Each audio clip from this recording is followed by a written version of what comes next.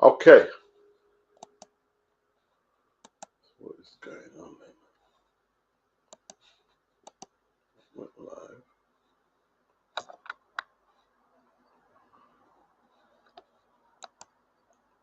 Why is it saying not coming?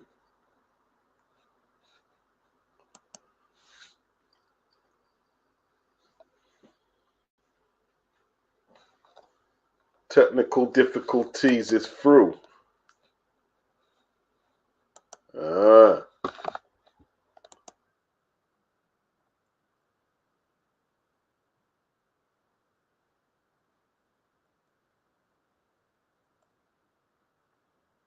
Yes, people. It's that time. It's that time. Listen closely, see your attention's undivided. Many in the past have tried to do what I did. Just the way I come off then, I'm going to come off now. Stronger and longer, even with the drum off. I keep on going and flowing just like a river. I got a whole lot to give, so I'm a giver. Little at a time, new trails are blazing. Action is in effect, it always stays in.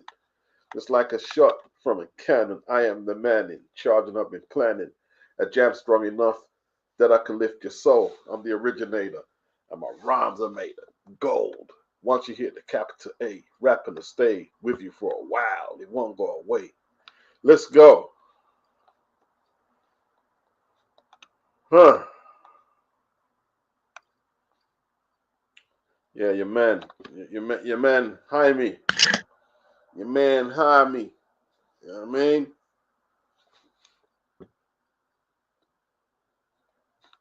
I think they're calling him Jamie right now. Still I call him Jaime. Or is it Jamie? The Mexicans are banding him.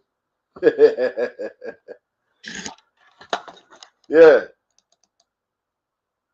All right, where are my notes? let's see. Let's see what he did. Let's see what he did. Jamie Munguia.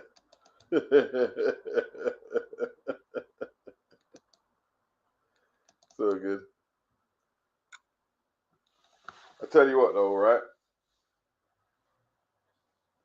This all ties in with Delicious retiring. You know what I'm saying?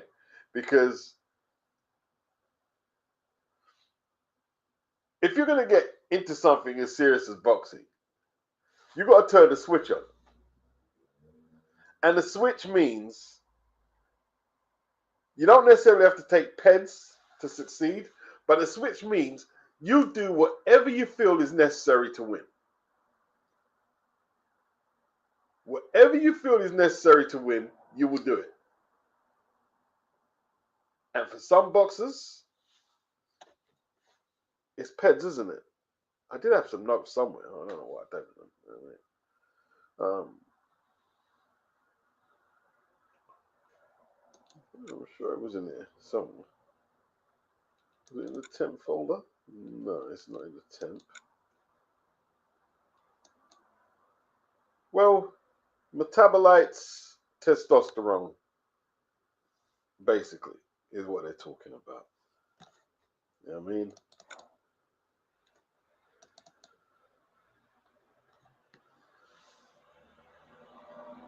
Yeah.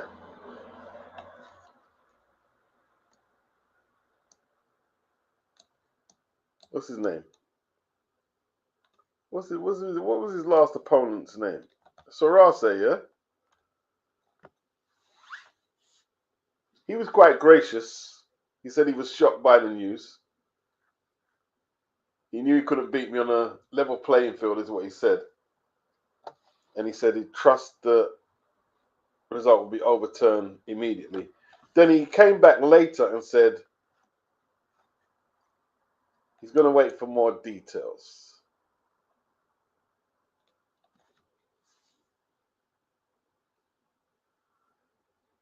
Let the proper process take place. Wait for the results of the B sample. Well, we know, listen, the A sample is from the same sample where the B sample comes from. So unless they're looking for contamination, he's cooked. He said everyone deserves due process. even in a situation as serious as this one.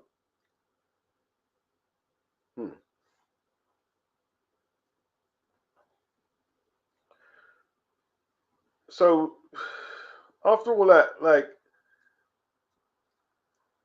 celebrating is avenging his loss, and then that's pretty damning, isn't it? Pretty damning. I mean, Sarase still got the jump on him because he knocked him out first fight. He's pursuing the testing of the B sample. I mean, Munguia said the initial results had been a complete surprise to him. Yeah.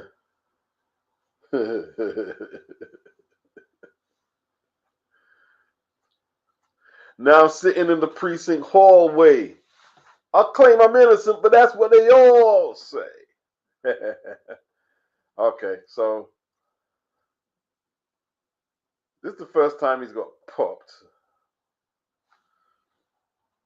And this was in Riyadh.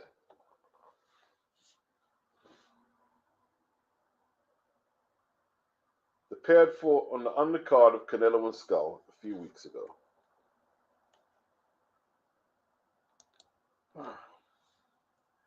He said he was tested twice during his training camp and both results came back negative, which is why receiving this notification of an adverse finding has been a complete surprise.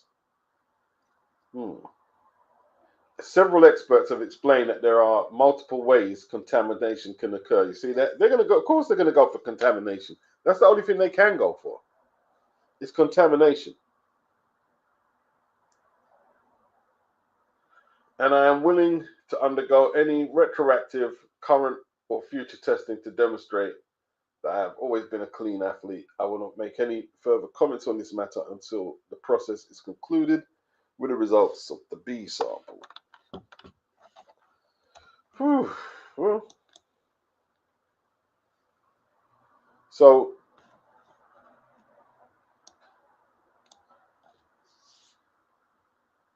the A sample had returned an adverse analytical sample, with the fighter then given 10 days to request an analysis of the B sample. According to VADA, which administered the testing for the Riyadh card, Munguia's A sample showed an adverse analytical finding for testosterone metabolites.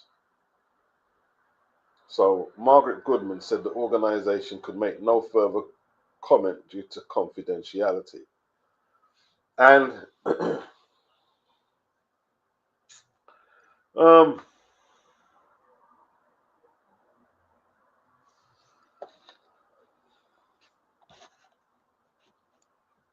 there's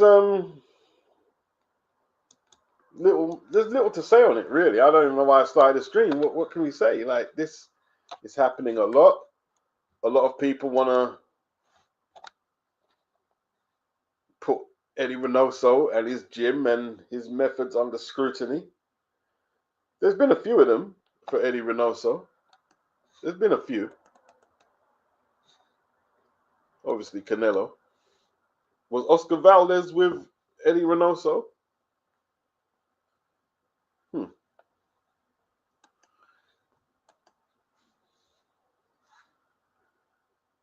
Right.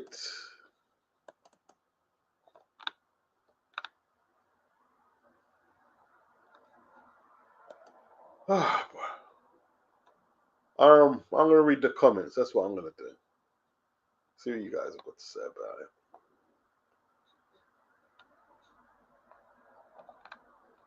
I was looking for some notes somewhere. I did have some more notes, but as soon as I go to do the hangout, like, everything just goes to pot in it, as it always does.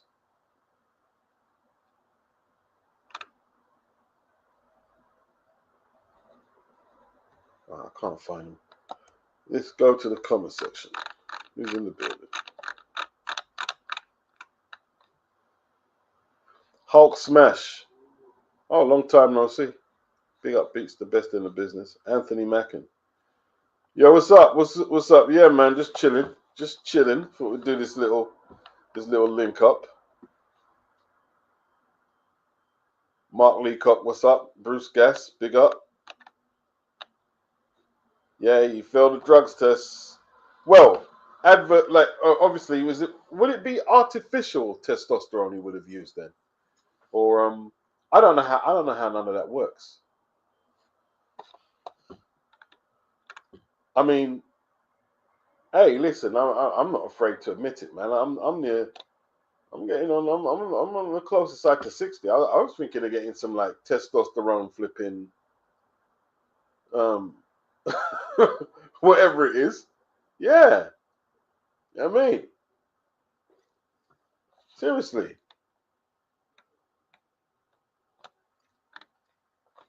Get the workout on properly. Big up Coleman his headpiece. Bruce said, like they say, if you're not cheating, you're not trying. Fight Sport talks. There's so many guys testing positive. Someone has to look at Reynoso's gym. Although I'm a bit skeptical of taking all that stuff.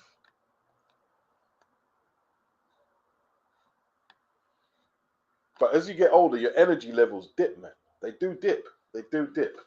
You know what I mean? They do dip.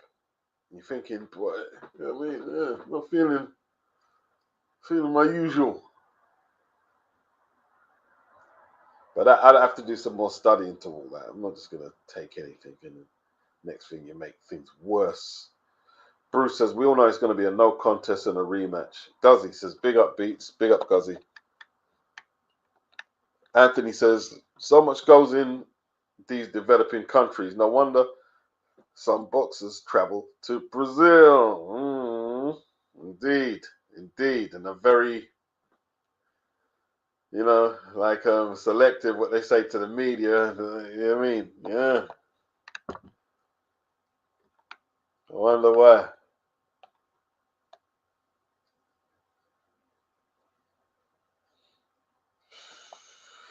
Hulk smash, he says, beat smelling the balls crap. Who else we got in the building? Beauty the pencil, what's up? He says, big up the boxing connoisseur. Beats, what's up?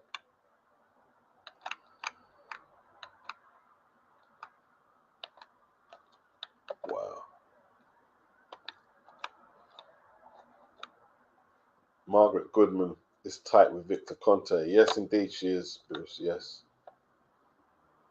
Julio Cesar Martinez, the flyweight, is from Reynoso's gym. Okay. I think I do remember him testing. Yeah. Is it Francisco? Francisco something? Was he Eddie Reynoso's gym? He fought Salido.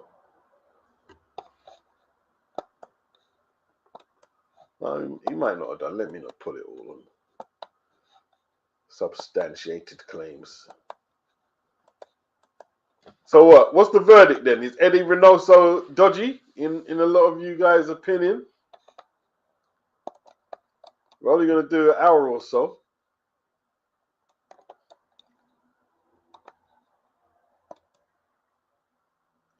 There's 5 minutes there. I mean, if anyone wants to jump in and throw their input in. Julius Caesar Martinez.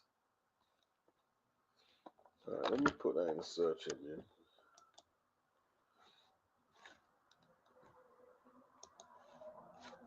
All right.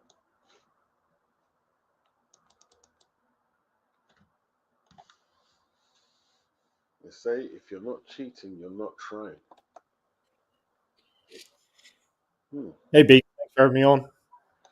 No problem, man. Yeah, I didn't see anything in this last rematch that made me think Munguia was cheating. But it happens so much in boxing that when somebody tests positive, I'm just like, okay, another one of them. We'll see how, in terms of giving my 2 cents, we'll see how he handles it. I mean, the worst ways somebody can handle a failed test is the way Ryan Garcia did. And I know we'll probably disagree on this, but I don't think Conor Benn handled it very well either. But Ryan Garcia was the worst Well, because he just... hold on before you move on. Why do you say we're going to disagree? Well, because I was on your show after the Ben Eubank fight, and you were talking about moving on from from the way Conor Ben handled the failed test. So, No, but I no.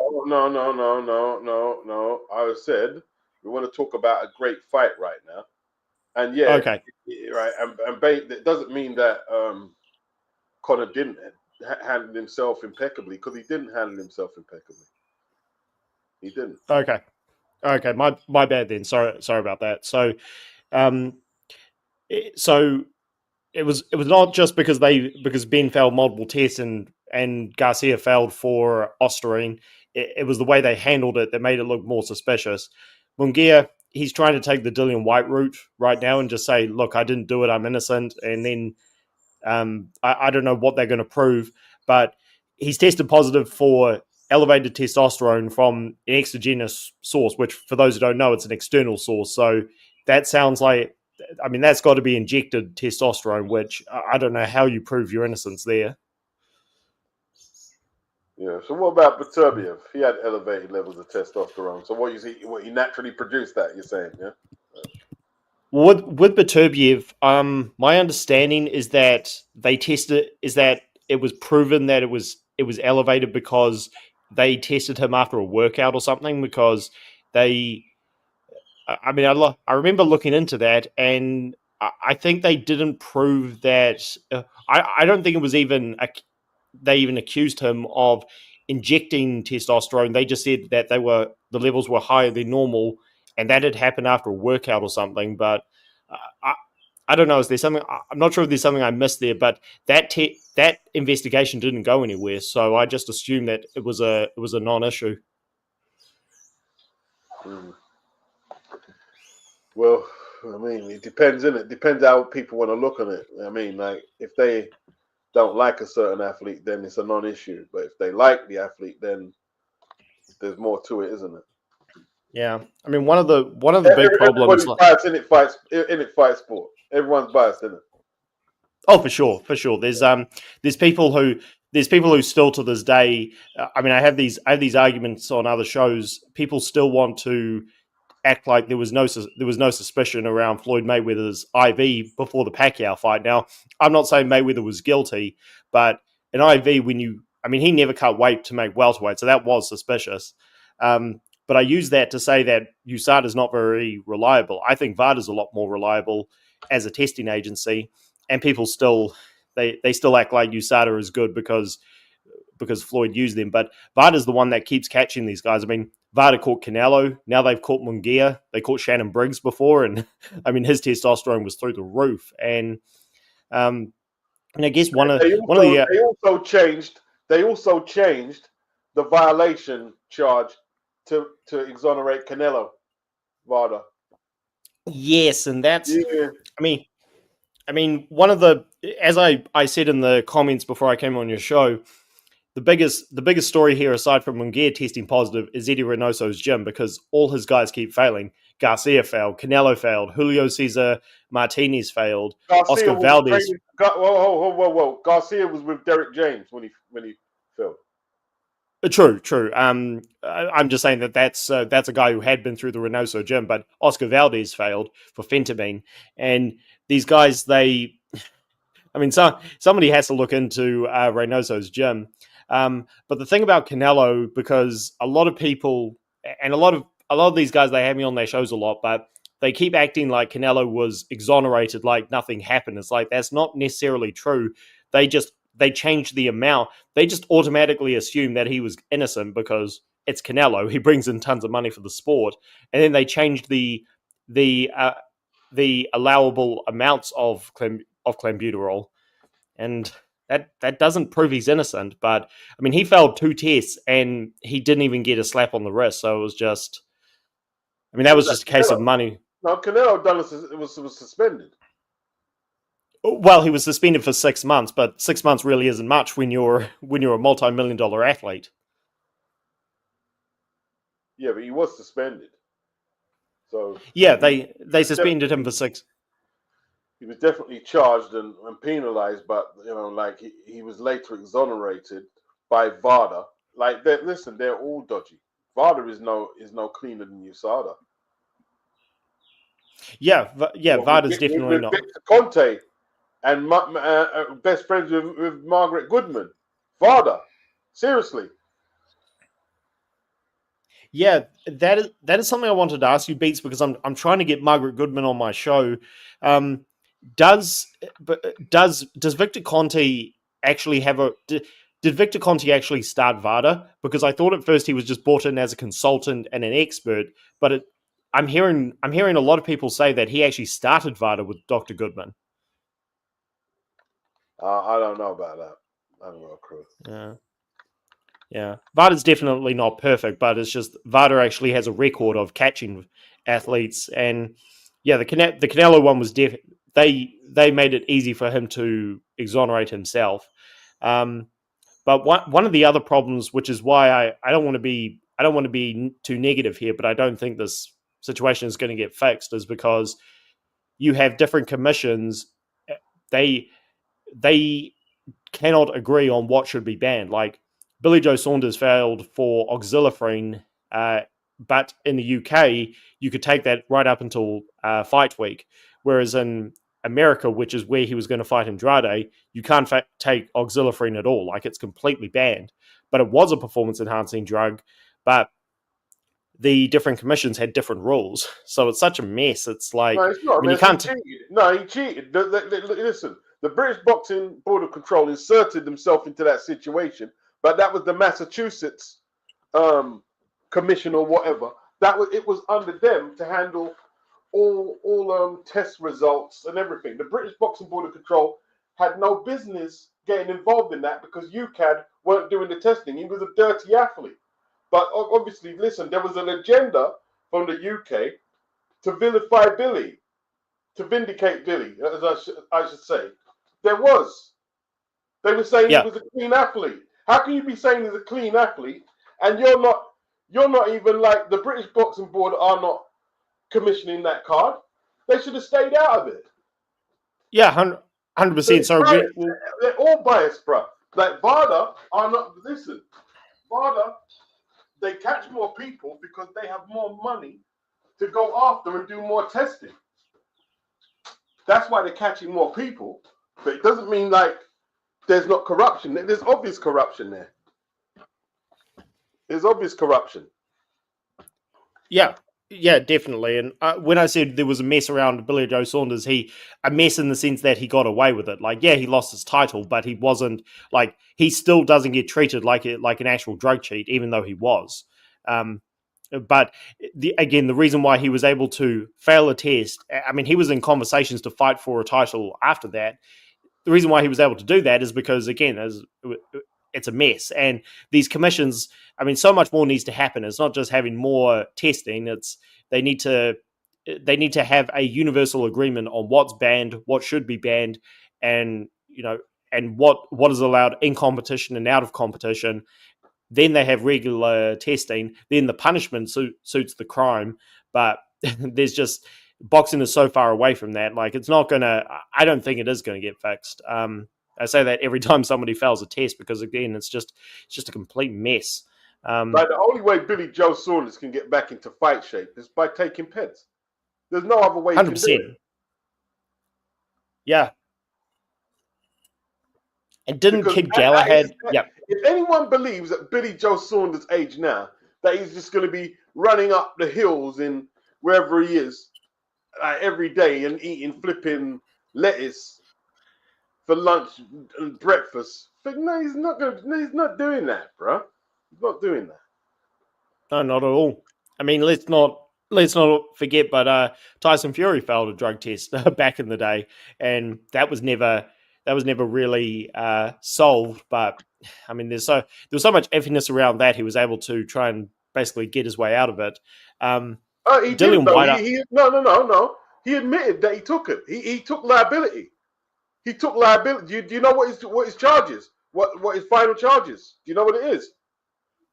Well, he was excuse me. He was charged with fail. No. Sorry. Do you know how he resolved his issue? Do you know how it was resolved? Well, he took a 2-year backdated ban. No. Forget that. Do you know Like what he pleaded. Do you know what he pleaded?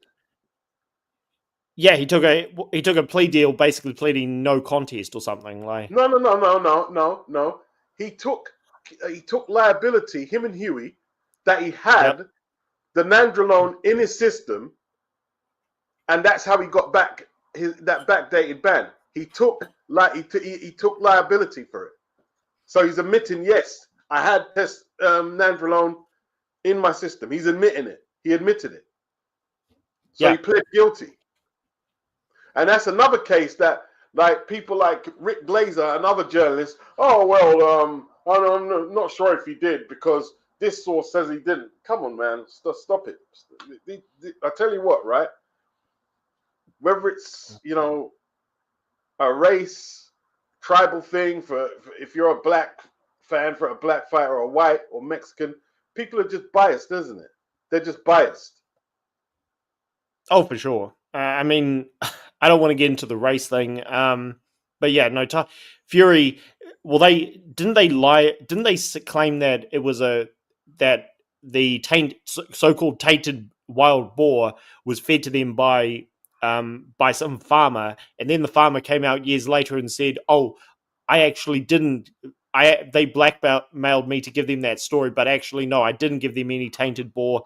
And then they tried to suspend Fury again. I mean, that was really weird, that whole situation.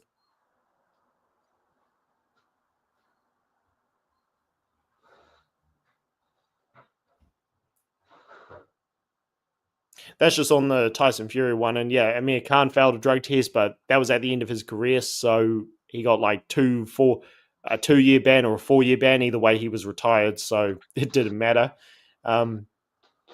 Kid Galahad failed. I mean, what was his suspension? Because he failed for an actual steroid. That's just in the. And he got an actual suspension. Yeah. And I've never been able to look this up, Beats, but he tried to blame his cousin for spiking either his food or his drink or something. Yeah, which is such a terrible excuse. I mean, you can't accuse somebody of spiking anything. But that's the kind of stuff Ryan Garcia came out with, and it was just so. I mean, again, that's why I don't think it was. I understand Osterine isn't what led him to knock Devin Haney down as many times as he did, but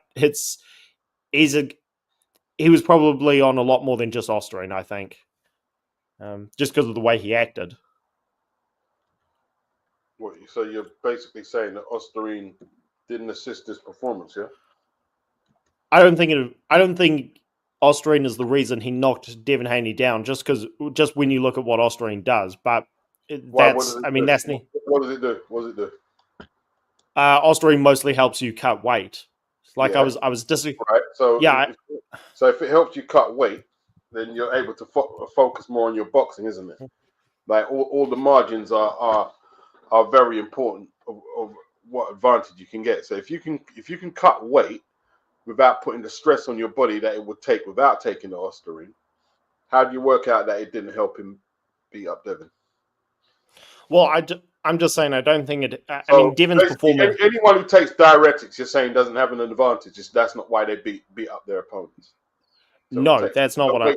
That's not what I'm saying. I mean, you had Julio Cesar Chavez. He was cutting from like a cruiserweight to a middleweight. He tested positive for diuretics. So of course that without taking diuretics, he would have never made that weight. So no, diuretics are definitely help. Osterine, I mean, Devin got put down so many times in that fight. I don't know if Osterine is the reason it happened, but either way, I think Garcia was guilty of a lot more than just Osterine. He tested for another substance, but they blew that one off somehow. There's 2 substances. Yeah, they blew it. Well, they blew it off because Garcia just made a mess of the whole thing. Did he have HGH first? I mean, then that somehow that got stricken off. I can't remember the last time I did a video on it was last year when one of the supplement, because Garcia accused companies of supplying him with tainted supplements, and one of the companies, I think it was called NutraBio, said that they were going to sue Garcia because for defamation because their company's name was run through the mud. But yeah, that was one thing. But like you've got cases with Jarrell Miller, or more recently Alexander Povetkin, where whatever PEDs they were on, and Jarrell Miller was on like a whole pharmaceutical worth of them, they definitely turned them into like superhuman. Like Jarrell Miller was garbage without the PEDs, and uh, Povetkin as well. He was like a 5-round fighter in his prime, and then suddenly he's going 12 rounds at a high pace. So Yeah, those are the obvious. riding at Nandrolone, and Yeah, they dropped that. Yeah, I don't know why they dropped that, because the nandrolone, if anything, elevated nandrolone is, I mean, it's kind of like elevated testosterone with Munguia. It's pretty cut and dry, but I don't know why they dropped that. But yeah, the system's just so messed up in so many different ways. Like with Povetkin, it took how many years after he retired for pretty much all of his later career to be wiped because of failed tests. Like, how did that even work? so he was just a dirty. He was a product of that Rasada Russian, basically cheating machine. You know what I mean? Like it was terrible over there. It was terrible over there. It was like, what was it? Meldonium. They banned that, but before it got banned, everyone knew that no one should be taking it. But yo, I mean, it's what it is, man. Like, if you're a Mexican, like I've seen a lot of the Mexican fans out in protection mode on my guy. Like, what's the point? Oh man, What's the I was on point? a show. I was on Rapstar the other day, Beats, and this one just really. I mean, Rapstar's great. I've got lots of time for that guy. I love him. But one of the problems I do have is that the panel keeps getting open to these emotional fans who they can't debate anything. They just go off like they just spaz out like little girls. And these guys, a lot of them were clearly Latinos, and they were just going at me nonstop because I kept saying, "Look, it looks." I said testosterone from an external source. That's pretty cut and dry to me. But they just went off on him, man. Like, and there's suspicious cases on both sides. Like, I'll just give you two examples. You got the Mayweather example, which again, people want to blow that off and act like it's a nothing. It's a nothing problem. You also had people forget there's James Toney and Roy Jones. These guys failed tests, and they're Yeah, like the greatest super middleweights in American history, and two of the greatest fighters. Period. They failed tests. James Toney failed for an androlone, which is why he was never officially recognized as a heavyweight champion. yeah. He tested But positive in after he fought John Ruiz. I remember it. Yep, yeah, he did. And but uh, with Mexicans again, you've got the Canelo Alvarez case. You've got Oscar Valdez, who tested positive for something which again should have been banned, but the commission allowed him to take it right up until fight week, and then they came out with another tainted BS excuse, which was ridiculous. And you had Garcia, who again pretty much got away with it. Like there's guys who get away with it on both sides. So I really hate it when Mexicans come out and say no they're innocent. Like you guys are just biased and stuff. And then when Americans fail tests, people say oh you guys are biased against Americans. It's like you said, man. People get busted on all sides, and there's always guys who slip through the cracks. On it doesn't matter. It has nothing to do with skin color or anything. It's just some people are lucky and some people aren't. Okay.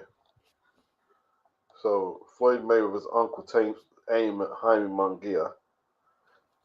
They're pressuring Canelo, isn't it, like to go under some strict testing for the Crawford fight right now. Yeah. Sorry, go ahead. Yeah, like the spotlight is on the Mexican fighters, and like they have to fight their corner, isn't it? They have to fight their corner. Fernando Vargas, yeah, Shane Mosley, yeah, a couple more, yeah, they have to fight their corner because a lot of their fighters are getting busted. You know. Yep. Hey, listen, if they could put Conor Ben under the pressure that he went under for the last couple of years, yeah, let them fight their corner and try and prove that, you know what I mean, like that there's not something suspicious going on over there. Fight your corner. I got no problem with that. Yeah, well, with Eddie Reynoso, like you're from the UK, Beats. You would know this better. With Dominic Ingle, because Dominic Ingle trained Kid Galahad, and again Billy Joe Saunders failed, and it was a clear cut case of him being dirty. A lot of attention was put on Ingle and saying why are your fighters testing positive all the time? Like, didn't people have suspicions of Cal Brook for a while? Like, Yeah, the Pringles, mate. Ingles, Pringles. Although, who did they have from there? I think was Billy Joe Saunders with him when he came a cropper. He could have been. he was.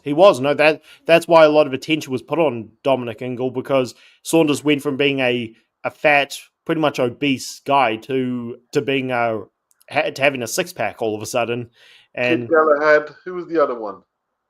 I think it was um. just them two, really, isn't it? Yeah, I know some people had suspicions of Cal Brook, but my point is, this is when two fighters failed for tests under Dominic Ingle, whereas Reynoso, again, Garcia wasn't fighting for him when he failed. But you've got Valdez, you've got Julio Cesar Martinez, you've got Canelo, you've got Munguia, and Munguia wasn't even with Eddie Reynoso for a while, so it, like, if people don't have suspicion of Eddie Reynoso, then you're just ignoring reality, because Reynoso clearly, I don't know whether he's feeding his guys supplements under the table, but but so many of his guys have failed. Like, at what point do you say, okay, this is suspicious? Like, Well, Canelo jumped in front of the bus and said that Eddie doesn't give Jaime his food, so they're in damage control over there. You know what I mean? They're in damage control. yeah, well, they're in damage control because Canelo keeps saying, well, the problem with Canelo is that he never took responsibility for his actions. And if I can just do this quickly, Beats, because I cover MMA on my channel, and the worst cheater in MMA history who keeps getting protected and treated like he didn't fail is John Jones. Like, he's failed so many tests, I've lost count.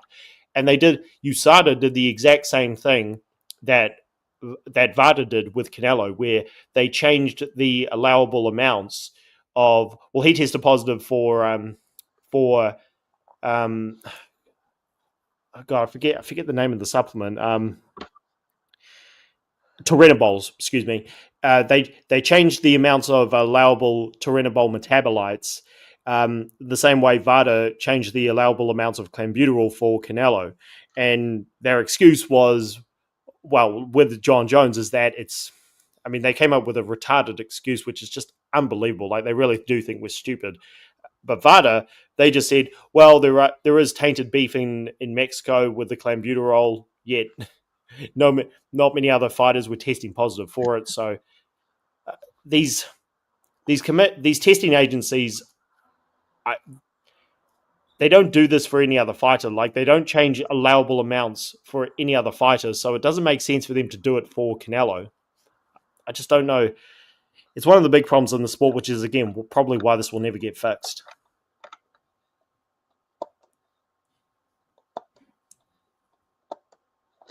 Big up Anthony. He says Garcia was shredded for the Haney fight, and he looked nothing like that against Rowley.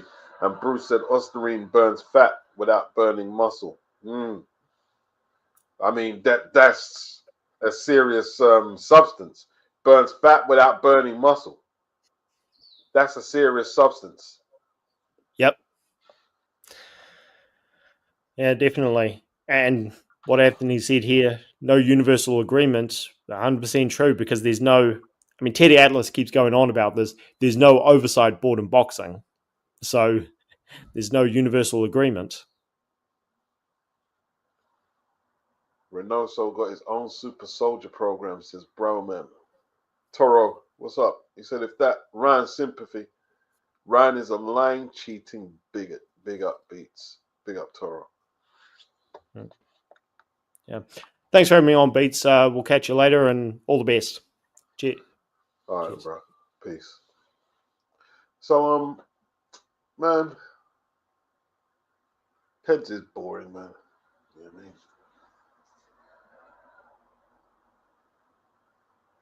Let's talk about the kid who retired after a fight. Let's talk about that, man.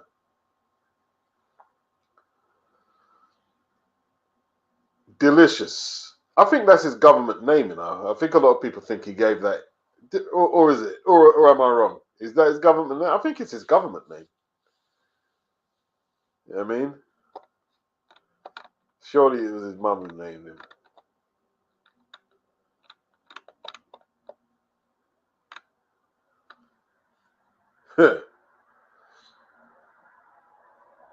So basically, he quit the game after one fight. It's been a big discussion. And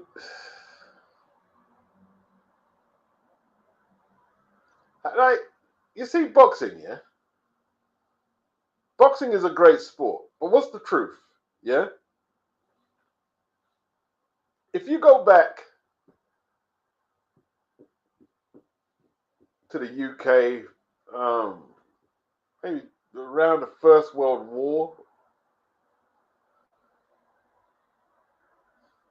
you had Ted Kid Lewis, you had Jack Kid Berg, you had this kid, you had all these Jewish fighters in the UK, and they were good. World champions. Loads of Jewish fighters, especially up West Ham and the East End. You go across the pond, up to the 60s, where you had Joey Giardello, you had, before that, Carmen Basilio. I believe he was from Italian Extraction. Rocky Graziano, Castellani, Paddy DeMarco,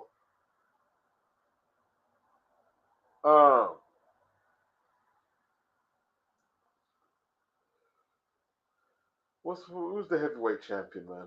Controlled by the mafia. What's his name again? Forgot his name now. He was a giant. It's on the tip of my tongue, but I can't get it.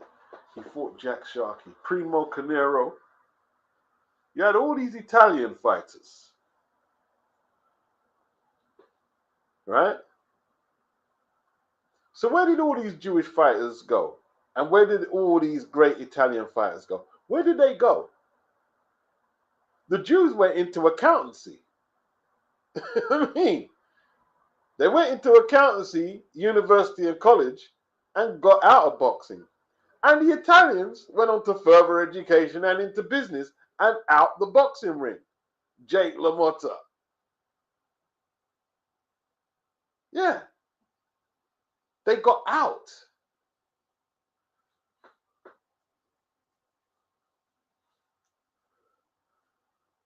You know who's still in there? In America? African American boxers are still in the ring. Boxing. Yeah? Now, if anyone says, oh, he's this, that, yeah. You got any brain in your head, you should be able to do the maths. You should be able to do the maths about who's still in there in numbers, punching for glory, and who's on the other side of the ropes doing something else. That's the truth. That is the truth. You look at all the great British boxers. Ricky Hatton, Nigel Benn, Eubank Jr., Michael Gomez,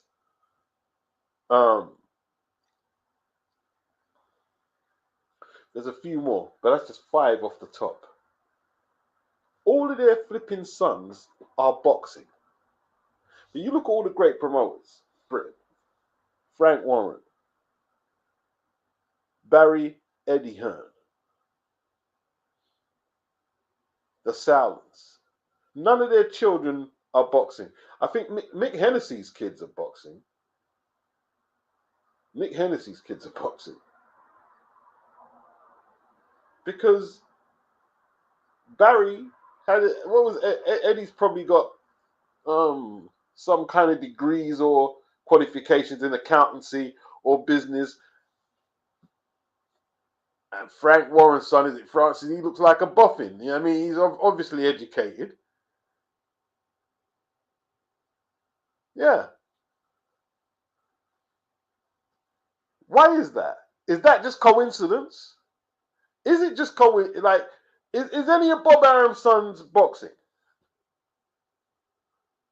Or his kids? No.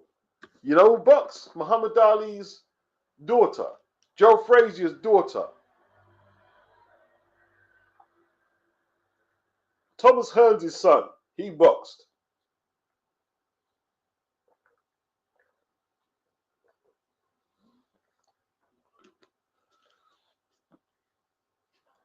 Yeah.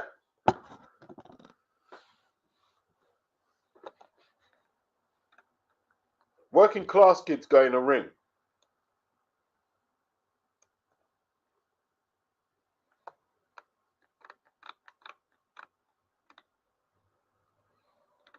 We'll get back onto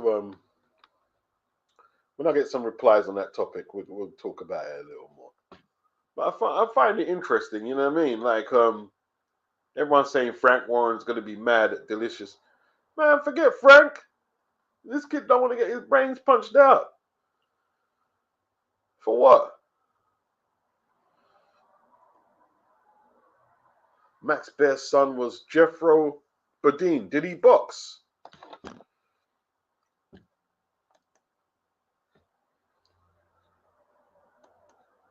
Did his son box? Jeffro Bodine. Let me put that in the search engine. I've never heard of him.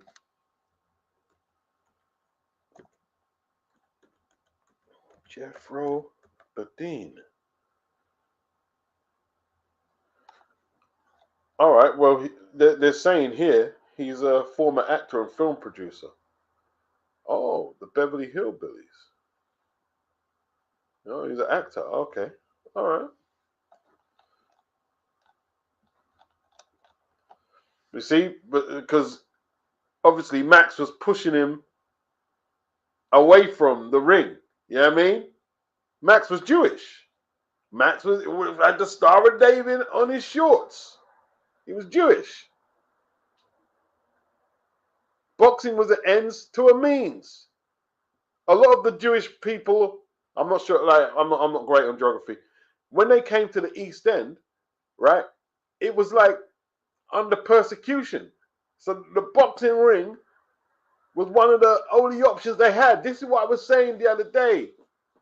Listen, the old days, I'm talking about before even I was born. The old days were different, bro. The old days were different. When you grow up in your little town, right, and you get your job, yeah, Mickey Duff boxed. That's right. He boxed. That's right, Anthony. He boxed. Yeah, he was Jewish. Yeah, his name is totally different. He called himself Mickey Duff, and he was a very boring. It was a spoiler apparently. Yeah, when you was a kid back in the day, and you let's say your dad worked just like menial labor or whatever it was, you'd probably follow your dad into that same trade.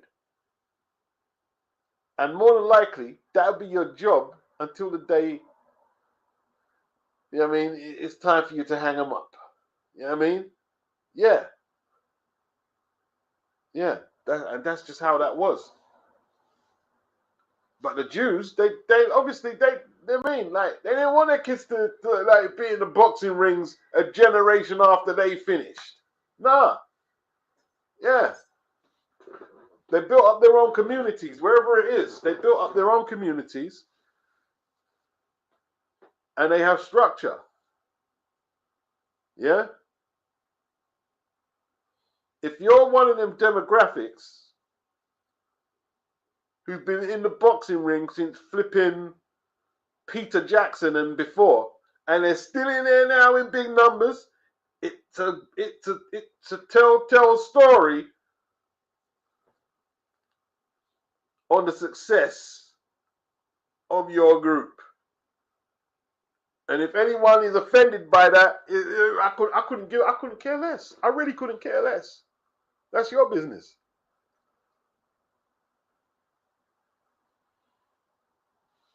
Cases, 4 of Eddie Reynoso's fighters have been suspicious. Let me read that out. Pick up case. 4 of Eddie's fighters have been busted or linked to PEDs. Yeah, big up Lennox.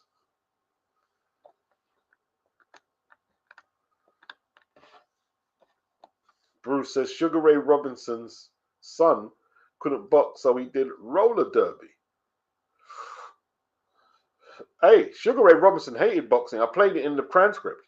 He hated boxing. He didn't like boxing. He didn't want to box.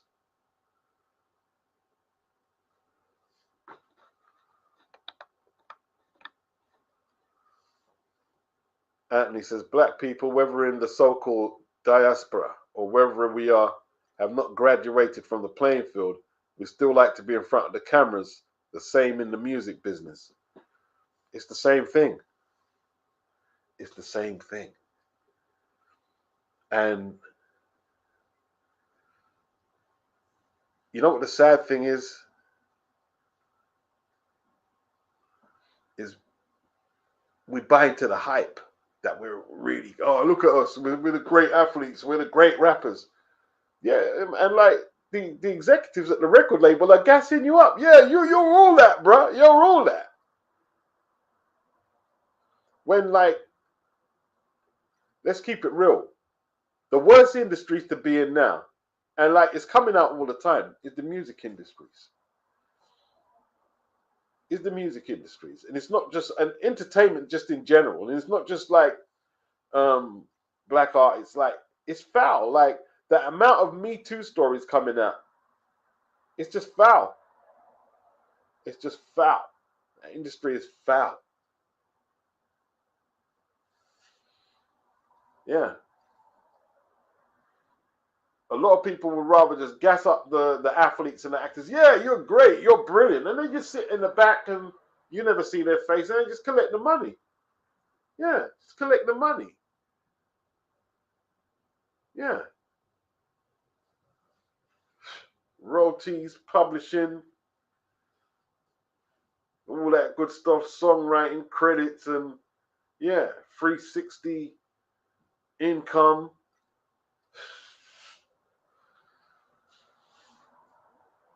It's crazy.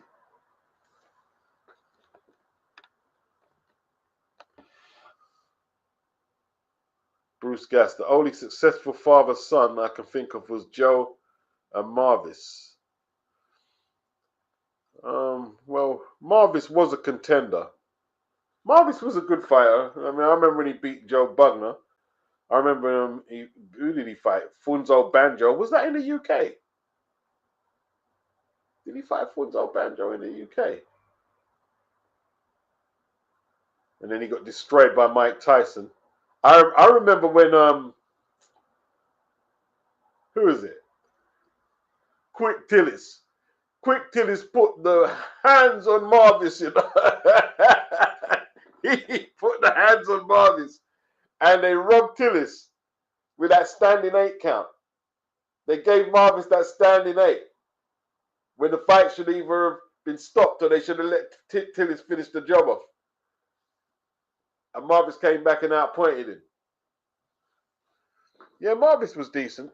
Who else knocked him out? Oh yeah, he fought. No, was that a non-title fight when he fought Larry Holmes? Took him out in 1 round, you know.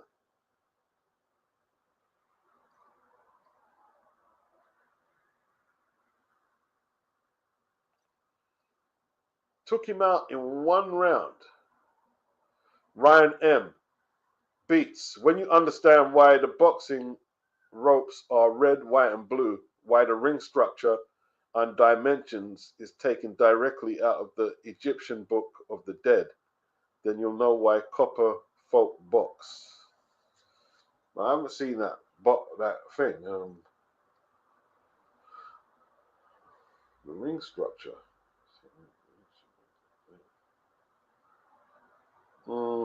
I'm not sure about that. I'm not sure about that. For a start, the origins of boxing, I'm not sure how that close it was in Tunisia.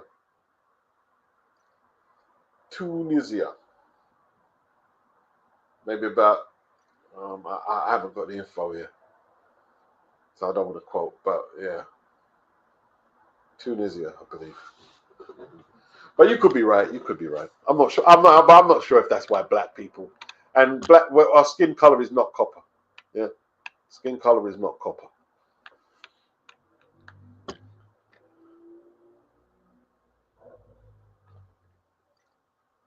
Anthony said they went behind the scenes and pushed us out to be commodities for them. Yeah, because like, and like we can talk about oppression and it was unfair, but I mean there must come a day when you say, "Hey, I can see the trick now. I'm not going for it no more." You know what I mean, I'm gonna follow up my degree like delicious. Yeah, big up, Jam Down. Ryan M says Terence Crawford has banned his children from any combat, commercial, and full contact sports. Right. Yeah, because it's a Marcus game.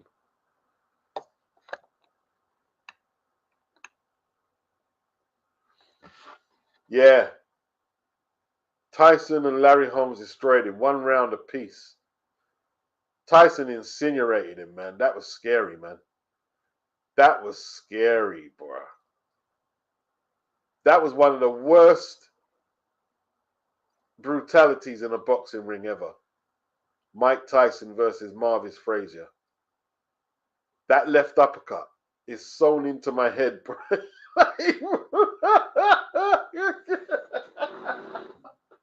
I'll never forget that, boy. I'll never forget that.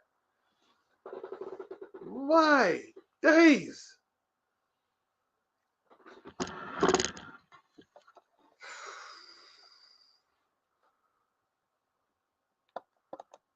Let me just.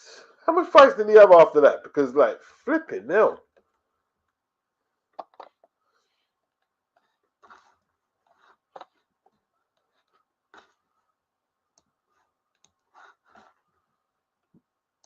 Marvis had some good wins, though. I'm not off the top of the head. He beat Bone Crusher Smith.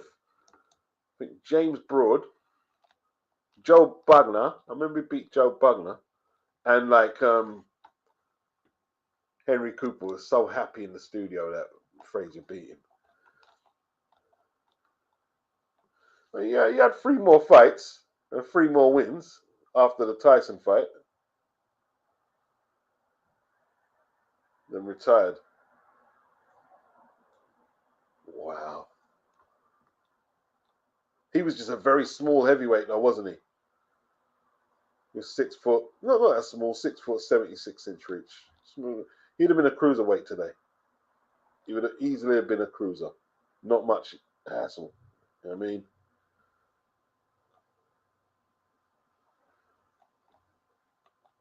He was a very good amateur. Marvis. Marvis was very good in the amateurs. And he weren't too bad in the pros, to be honest. Weren't too bad in the pros.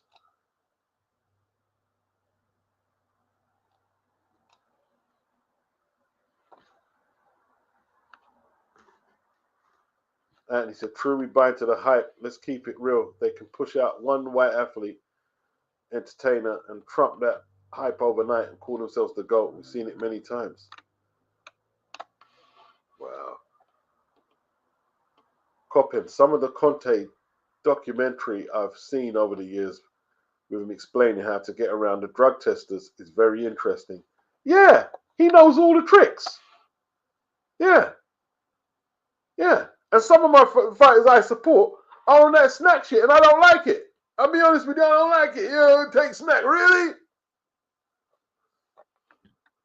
No snack. I don't like no snack.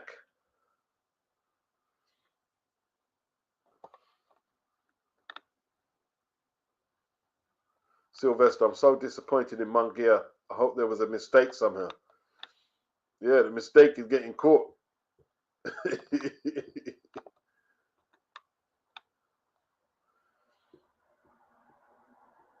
Ryan M. Complexion is definitely closer to copper than black. Copper is more beneficial to melatonin, aka melanin, than charcoal. You're talking about the actual element, copper. I mean, like the benefits of copper or whatever, just the element itself is different to comparing it to a complexion, though, isn't it? So, um,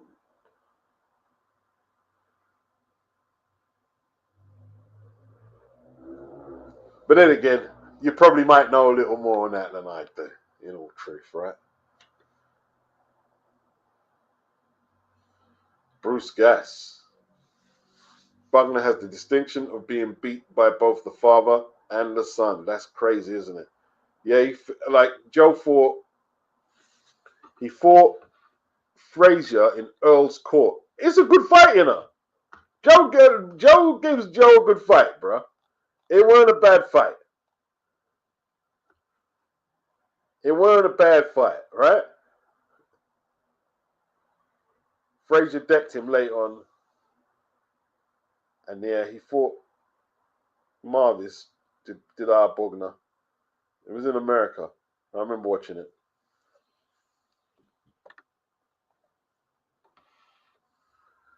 Blue Collar said there'll be others like Conte working in boxing. Only thing is we don't know their names.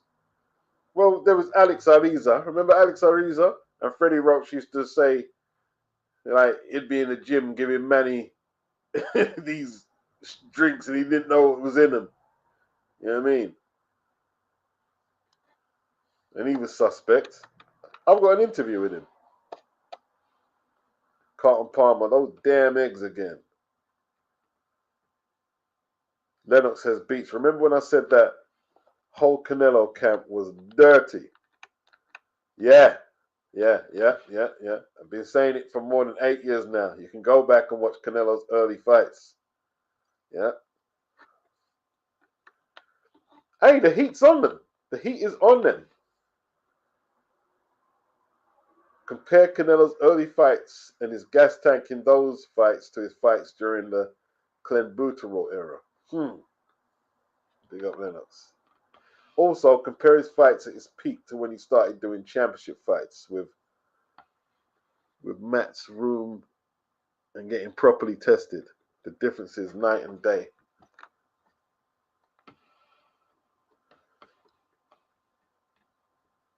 Anthony said, I agree with you. Frazier and Bugner is a good scrap. I watched it years ago on YouTube. Yeah, it's a good scrap. Definitely a good scrap. You know what I mean? Carlton Palmer, what percentage of fighters do you think are on the juice?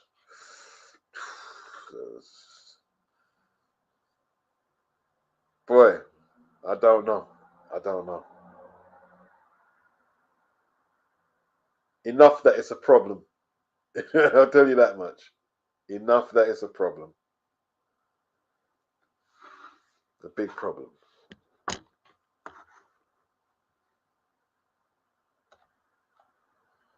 Wow.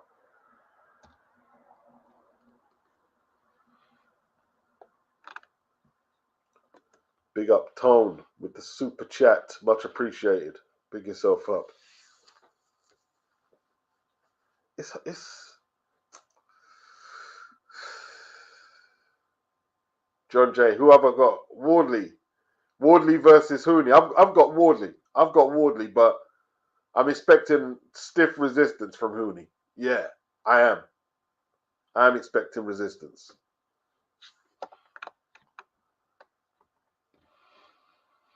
Blue collar, I suspect most elite fighters are on something. Some just have more protection than others.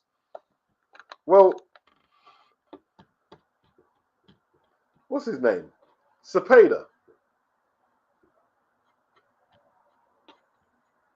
On that Riyadh card against, what's his name? Tevin. Tevin was talking about there was no post-fight or pre-fight testing. Then they gave him a rematch out of the blue.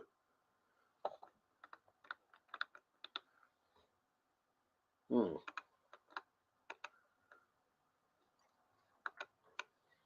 Yeah.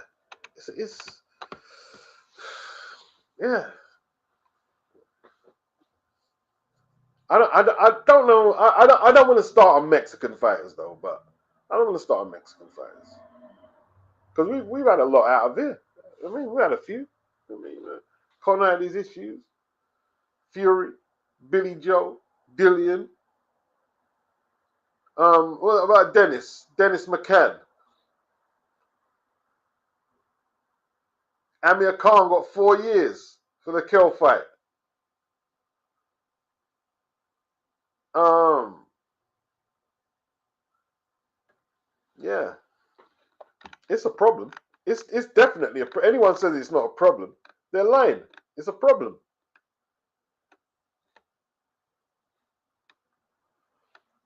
Bruce Gass, Michael Hunter is fighting Kubrat Pulev for the WBA regular title. Okay.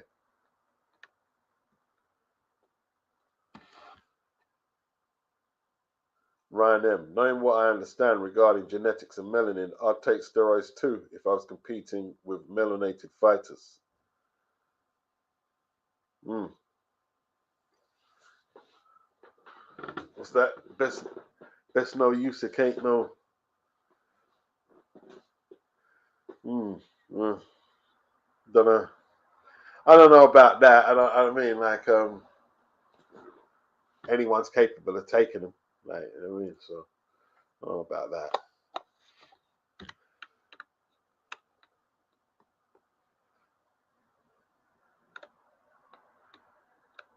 Michael Hunter, still fighting?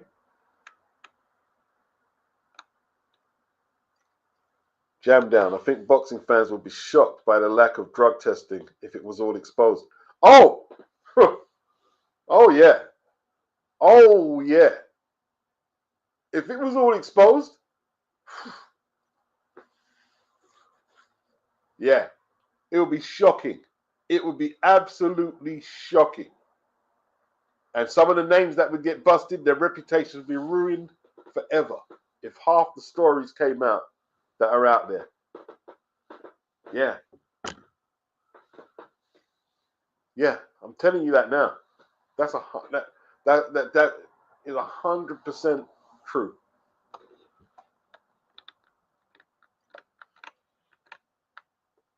Yeah.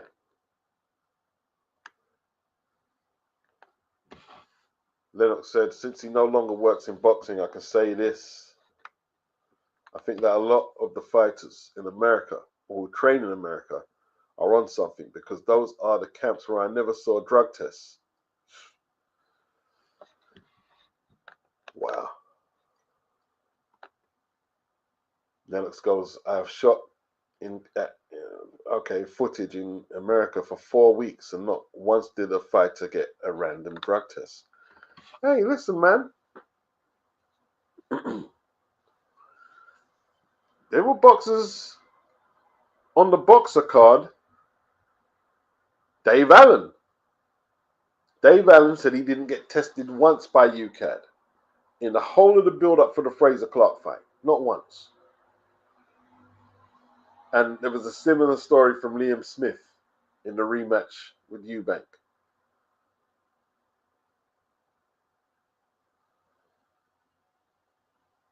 Oh yeah, Michael Hunter, he signed with Don King, yeah?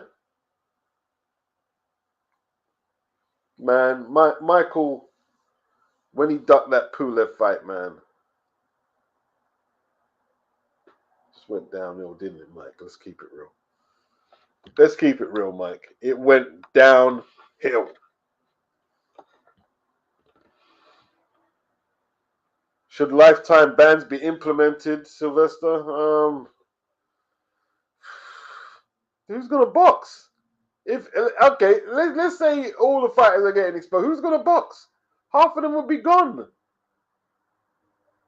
I mean, listen, James Tony went on to record some good wins after that, and so did Roy Jones after he fought Richard Hall from Jamaica, and they both tested for the same steroid because they probably both took the what was the I can't remember what the supplement was called. They probably took the same supplement. Yeah, who's gonna box? I mean, lifetime ban. Canelo would have been finished years back. Yeah, Dillian would have been finished before he fought AJ. Yeah.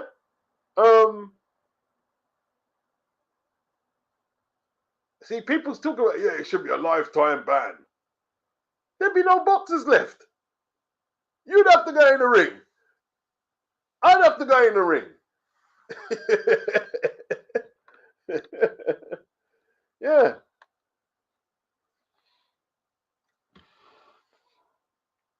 Blue Collar said, I've been at the point where I'd rather not see fighters tested, just let them at it. Yeah, I guess so, but it's a combat sport. They just can't do that. They have to be seen to be trying to make the sport, civilized. That it is safe to boxing not safe, but as safe as possible to compete in. Jam down. WBC has been criminal marketing their 365 VADA testing for their ranked fighters. Yeah, there was next to no testing done. Yeah, of course. Callum Denton, they're calling Caleb Plant a world champion over at the PBC. What right now? What belt does he have?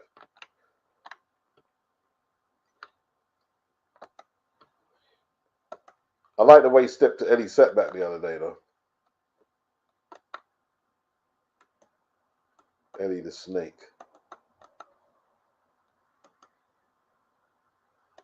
Wow.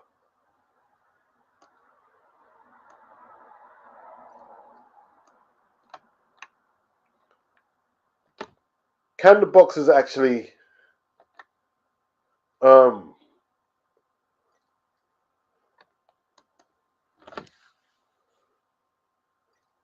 what would the big performances be like if there were no illegals? Because a lot of them are taking something. Even the ones that you might be a fan of around a fan of, they're taking something, man.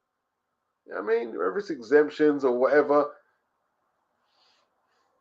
It's like watching them bodybuilding contests where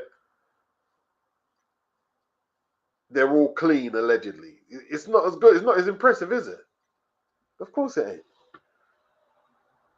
Tone, have you heard of the enhanced games? I've heard of some tournaments where, like they just turn a blind eye to it.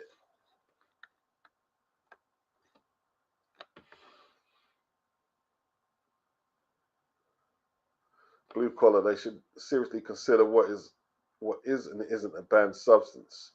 Some substances are banned on the banned list are ridiculous.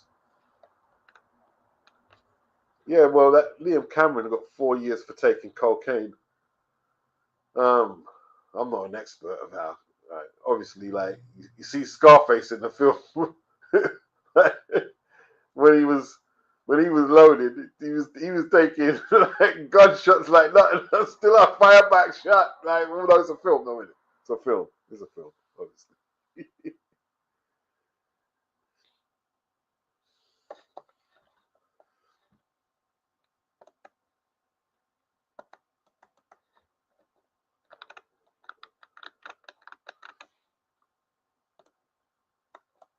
Right, let me get the actual link.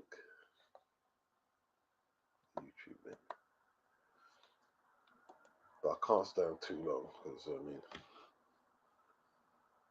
I have to preserve my minutes, innit?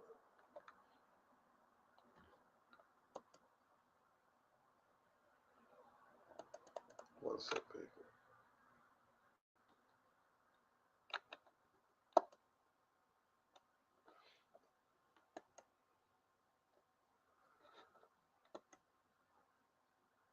So do we think Eddie Reynoso, or not do we? Do you think everyone's gonna have a different take? Is he Is he dirty? Like, is he making all these boxers enhance themselves? Is he the mastermind behind it, or has he just been unlucky that the fighters he trained have happened to cheat? Has he just been unlucky?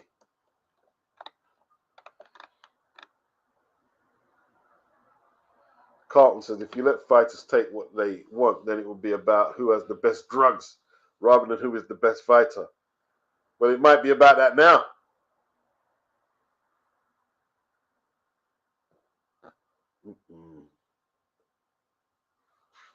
Bruce said he took some testosterone.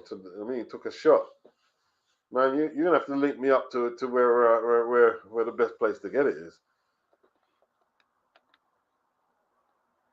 or how to do it. You know what I mean? I'm at that age, man. Blue Collar says Eddie Reynoso isn't beating the accusations.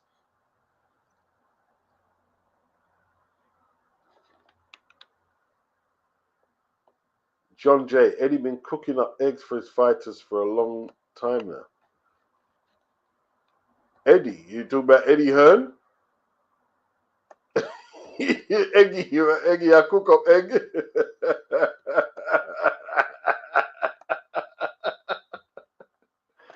Oh dear.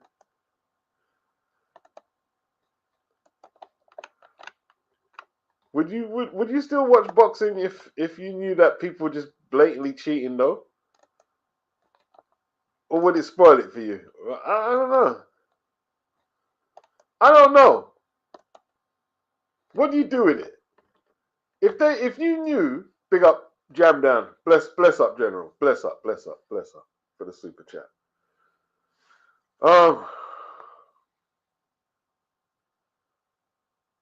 don't know if I'd be at ease with it.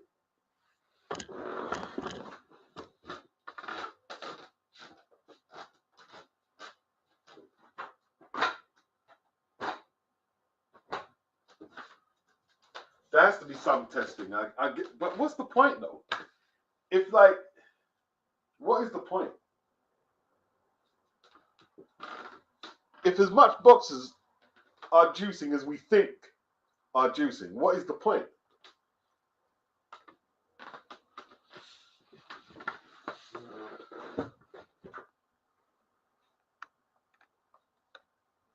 That is the question.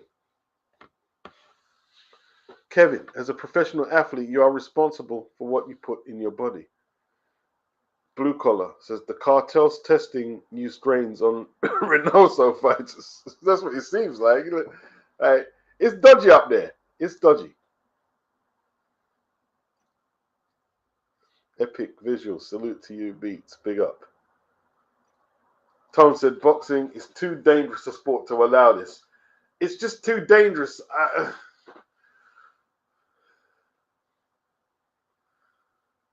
Boy, I tell you what, man.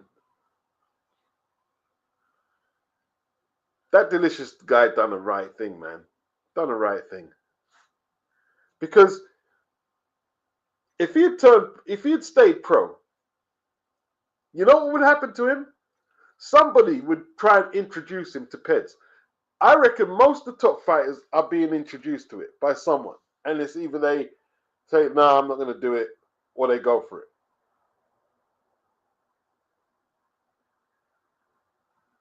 John J. Andy Ruiz was definitely beefed up on Snickers.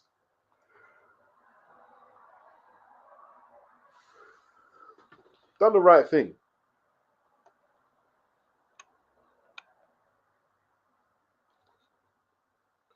Blue Collar says, drugs aside, boxing is too dangerous to allow for a lot of things. Weight clauses, overmatched journeymen who are small against elite prospects. Yeah? All what you said there. That's why, like, yeah, Eubank Ben was good. It was a good fight, but Conor already had the advantage, right, with that rematch clause. I'm not with the rehydration. If you couldn't beat him with the rehydration, like, why are we watching it again? Why are we watching it? It's time we want to see Conor. It's time we see Conor fight some welterweights and beat some welterweights. You know what I mean? Go for the titles. Have one welterweight fight, acclimatize back down to the weight, and then go for the titles. Go for the titles.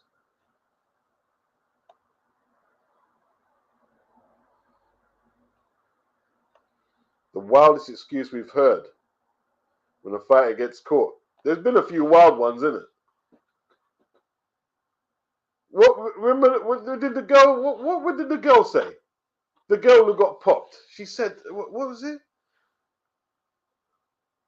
It was something about her conjugals with her boyfriend, or whatever it was. It was a wild one."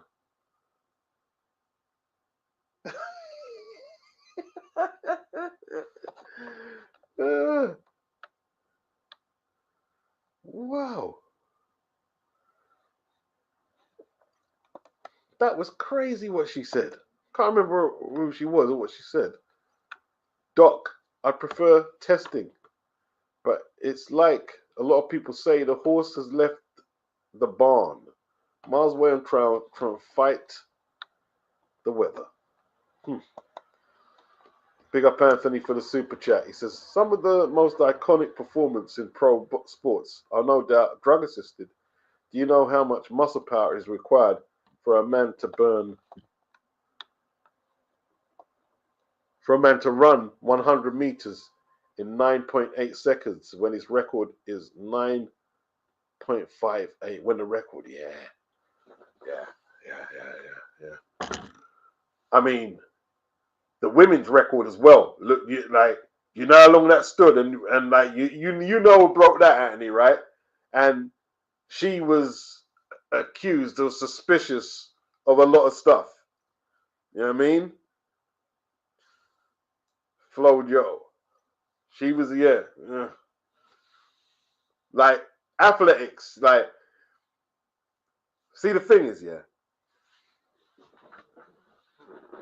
If you look at track and field, right? Track and field is a very... It's one of the most prestigious genres of sport is track and field. When you get track and field at the Olympics, Euros, 100 meters, people breaking records on track and field, how much sponsorship money and endorsements are attached to track and field? If you don't think they allow a whole load to go just so we can see excellence and elite athletes performing. Come on now. Let's not be so naive. Let's not be so naive.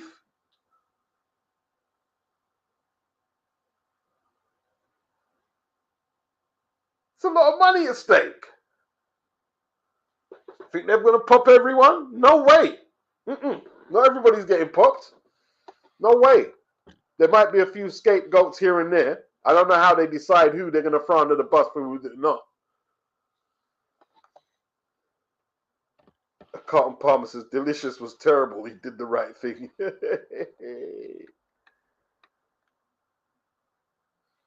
Sylvester, the wild boar was a mad one. The wild boar was mad.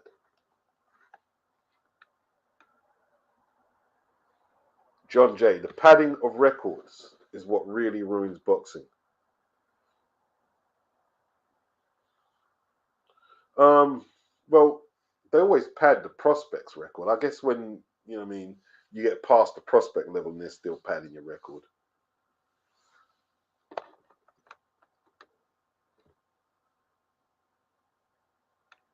Muhammad, what's good?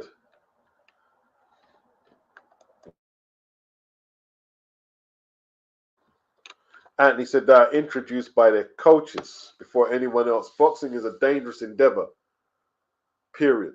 TV executives want knockouts, blood, and drama. Of course. And there's a lot of pressure on the athletes to deliver them. And see, Here's the, you see what you see with Delicious Ori, yeah?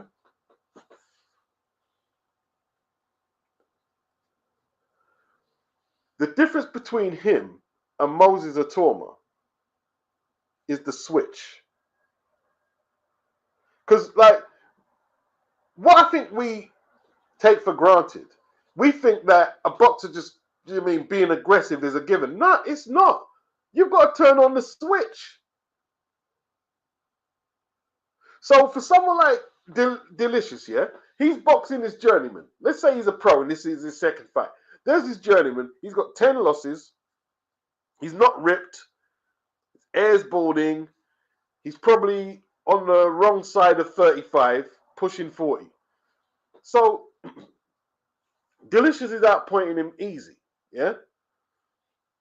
He knows this guy doesn't have the legs, doesn't have the reach to compete. He's got this guy beaten, right? But pro boxing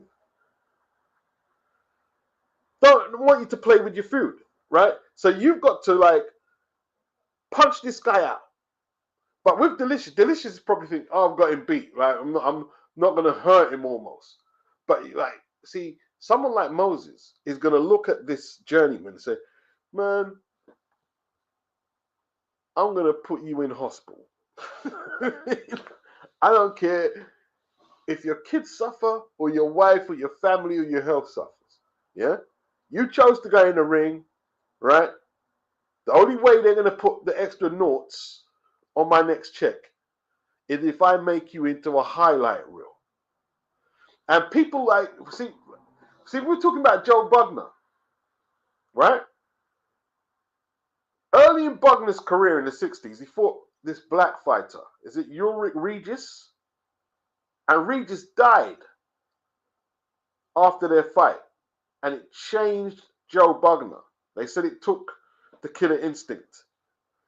And he was hounded by the British media for years that look how big and athletic he is, and he's just not aggressive, and he's just not, assertive. And people want to see the knockouts, bro. But see, the thing is, right? When we're looking at boxing, we just think, yeah, you're going in the ring, you've got to be aggressive. No, you've got to have a certain mentality. You have to have a certain mentality. That, yeah, I've got him beaten. I've got this guy beaten. I could perhaps let it go the distance and not put myself at risk in case he gets a counter punch against the run of play. And I could allow him to go home to his family. Or I can highlight reel him. And that means I catch him, bang! And he's hurt. He's gone. He's done for the night. But he's still on his feet. You've got to send in that execution, last blow, and take him out. Coup de grace. You've got to play executioner. That's pro boxing. In the amateurs, something like Delicious, oh, I've got him outpointing, oh, I just outpoint him in the amateurs. Yeah, hey, jab, jab, move, jab, move, jab, move. Oh, well done, Delicious, you've just won the medal. When you go into the pros, you've got to throw all that out. Because it's not just about winning. Jim Jacobs, I wish I had I can't find the vid. He broke it down, the matchmaking for Mike Tyson. When he was coming up. When we're selecting Mike's opponents, we want to give him an opponent that when you come to watch Mike, you're definitely coming to watch him again. And that's what it's about.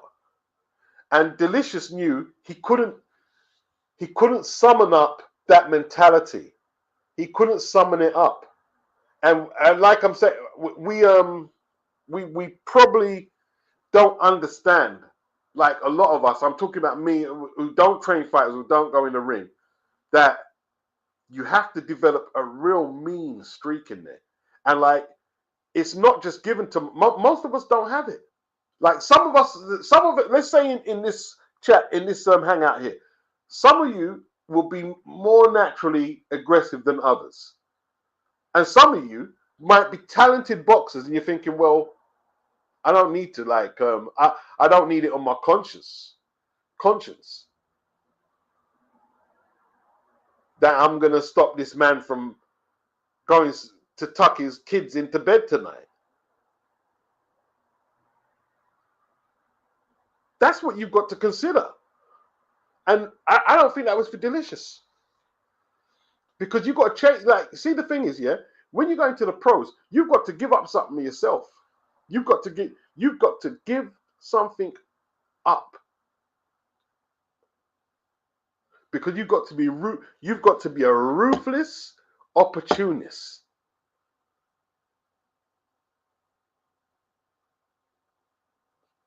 Yeah.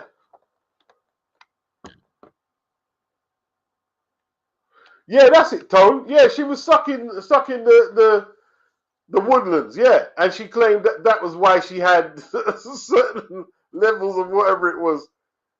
Yeah, it was something, yeah. It could have been with the pill as well, Carlton, like you're saying. Wow. Martinis, girls, and guns. Hey, you know, it seems like you've got it sussed out, bro. He's got it sussed out. Martinis, girls, and guns. Big up for the super chat, bro. He says, big up Beats. Add this to the Guinness Fund. 1125 Linux. Big up.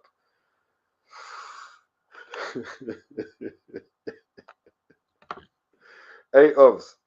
Swallowed a tainted specimen. That's the wildest one. That's the wildest one.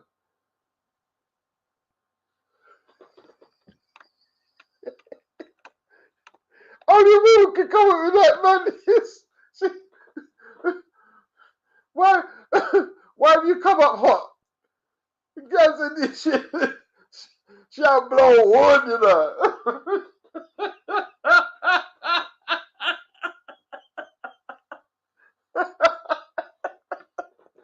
That's mad. That's absolutely mad.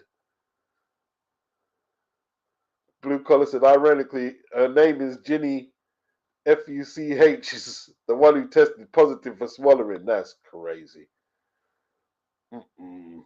John J. Big Pharma wasn't banned long.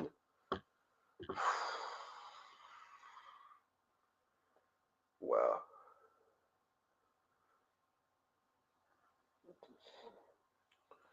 Phenomenal super chat, Anthony. But where's your evidence? Evidence? Evidence for what?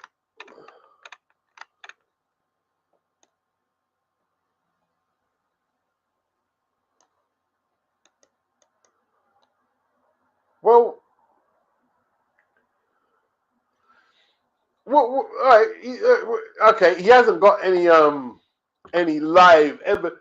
But like, listen, the amount of money in athletics and track and field, there's no way they're just pulling up everyone who has an adverse finding or pots for it. No, they're not, bruh. Because Pete, listen, the last thing athletic needs, right, is no records getting broken, right? No outstanding performances. And if you start pulling up all the ped athletes in something like athletics, it's trouble.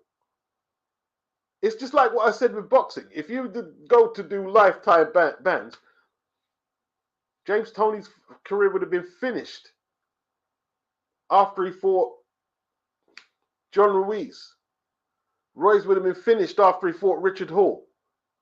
Tyson Fury's would have been finished maybe even before he fought Vladimir Klitschko, because he got popped before he fought Vladimir. The case only got into the public domain after he fought Vlad. Yeah. Mr. Doc at Bruce Gas. I'll hook you up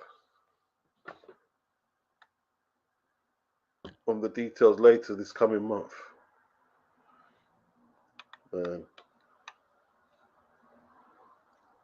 Mr. Doc says Bugner was a very talented fighter. I tell you what, let me tell you why, right?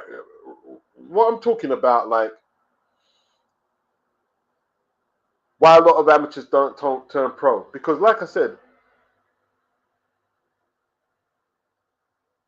your mentality has to be different. And you see Bugner, what that stick Bugner used to get? One time, right? Bugner fought this Welsh guy named Winston Allen. And Bugner was in charge, and, you know, Allen, Welsh guy, he was rough. And what happened again? Did he headbutt Joe? They got into a clinch, and the fight was boring. It was pretty boring. It was pretty one-paced. And Bugner wasn't really doing himself justice, let's say. And Winston, I think Winston headbutted Joe, you know. And Joe winced. He winced as he got headbutted, and like the referee warned Winston Allen, and then Bugner went back into play and threw this vicious right hand and knocked him out. And I'm looking at it, I said, so he had to headbutt you in your head before you really got assertive and took him out. And that's the difference between Joe Bugner and, let's say, Lennox Lewis. Lennox Lewis isn't waiting to get headbutt before he's energized and ready to knock someone out. No, you shouldn't wait until you get headbutted. You should be on it already to take him out. And then when he got all the stick before he fought Richard Dunn, he got a whole load of stick and it pissed him off. And he mashed up Richard Dunn. So on his day, he could do it, but he'd have to get his mental on it. And with Delicious Ori, he'd have to wire up his thinking into Moses Atoma mode. He'd have to rewire his thinking.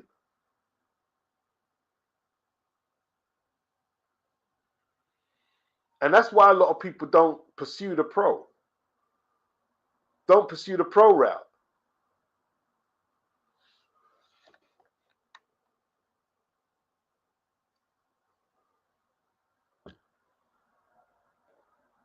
Muhammad said, I have to respect the Delicious dude. He tested the water and was like, nah, this ain't for me. Yep.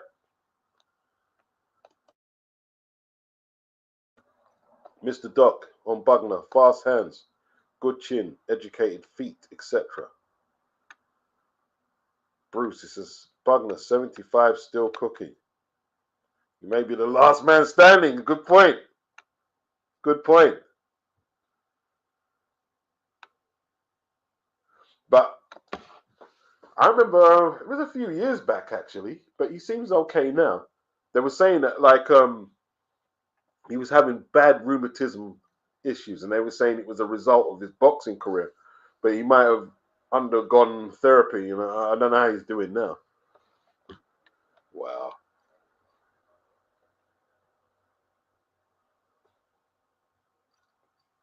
Miss Anthony says, at Beats, Mike Tyson's appeal in the mid-'80s was highlight reel knockouts. Look how Marvis Fraser's knockout is still etched in your memory. Yeah, the uppercut.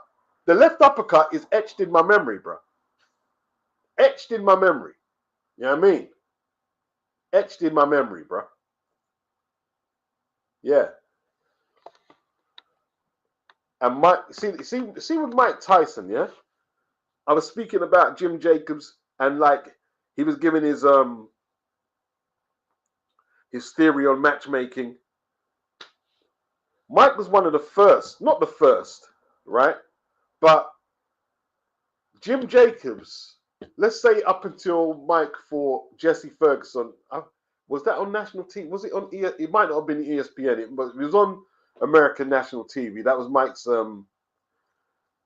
national TV debut, was against Ferguson. Up until then, they didn't have a network deal or nothing. Team Tyson, Jacobs, Caton, and D'Amato for as long as he was living, and Steve Lott and them, they were filming all Mike's fights, and they were editing them up into these highlight reel knockout videos, and they were passing them out to the media, and they marketed Mike so well. See, a lot of people weren't doing that. But then again, they weren't getting the knockouts that Mike was getting as well. And this is what, like, somebody asked about how is Johnny Fisher selling out the Copper Box? Because he's got his family on the gig. His mum, his dad, and I think his brother, they're all on the gig. Selling the tickets, selling the brand, developing the brand.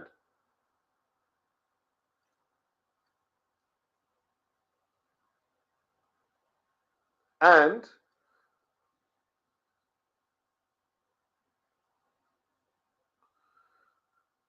that's another reason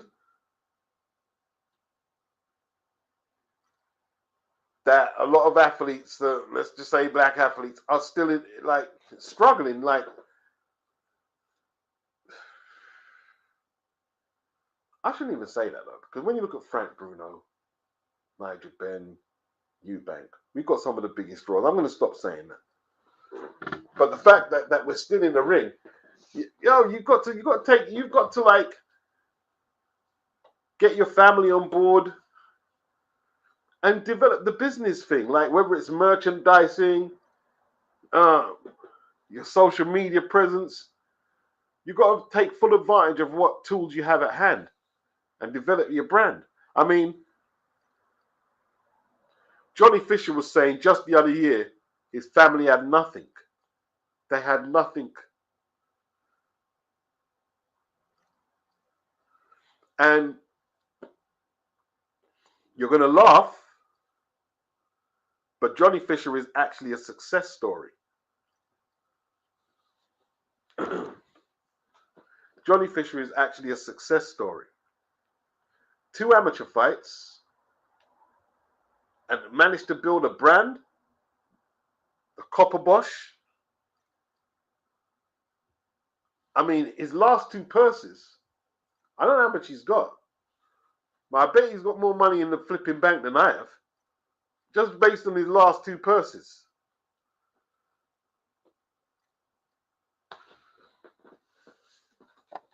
Yeah. And he says, boxing is showbiz, entertainment, and razzmatazz. There you go. There you go. There you go. And the boxers got to be bang on it. Got to be bang on it, bruh. Carlton Palmer, Franklin would be a good test for Moses.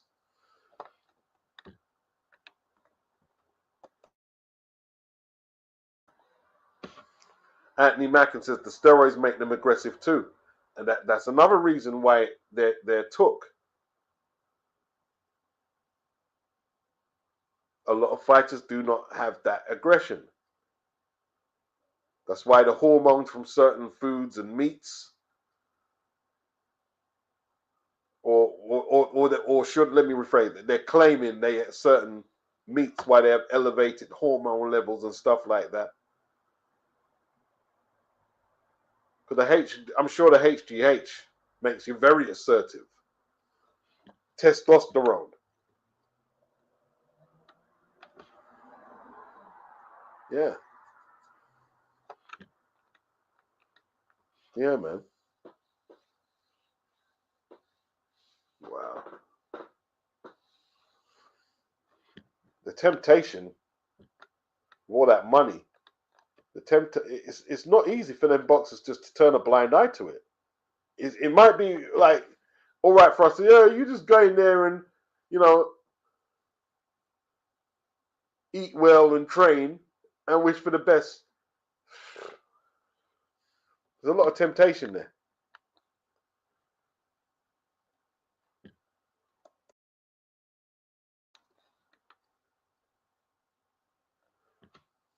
Oh, this is your YouTube channel. Okay. I'm going to sub it now. We're going to go sub it. Now, how do I get to it? Let me see. You got content on there?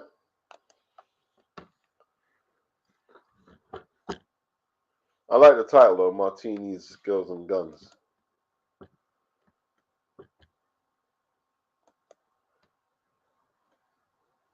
You know what I mean?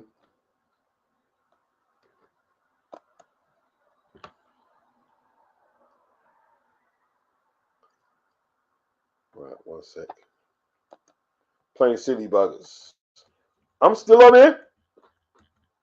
What am I doing? I should be off. I should be off out of here. How long have I been on here? I run out of my minutes. 8 Sins says, thank you for the follow on Twitter. No problem. Big up 8 Sins. Mr. Doc. John. Khan was legitimately big time entertainment, win, lose, or draw. Yes, he was. Yes. Because see, Khan liked to fight. That's why he was good entertainment. Like this flipping dude, he couldn't even take a punch, but he'd go in there and swing with you. That's why he was box office. And I'll tell you what, say what you want about Amir. Amir had the heart of a man about 20 times the size of it. Right? The audacity for him to go fight Canelo. I don't care what they paid him. And then, you know, he was saying pre-fight, oh, if I beat Canelo, I'll have to fight Triple G, innit? No one else is going to fight him. I said this. And I think he was serious.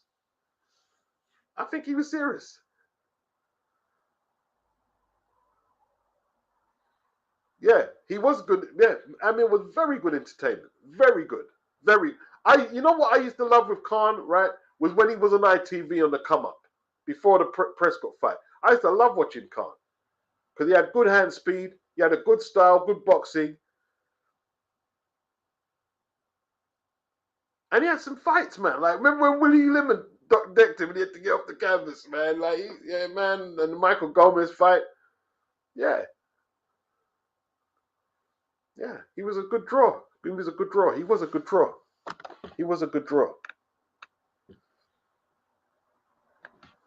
Big up Marks. What's good? Yep, hit the like button.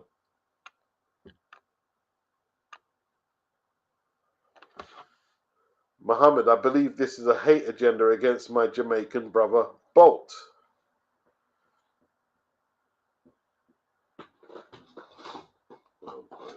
Hey, you do know that he's Jamaican, yeah?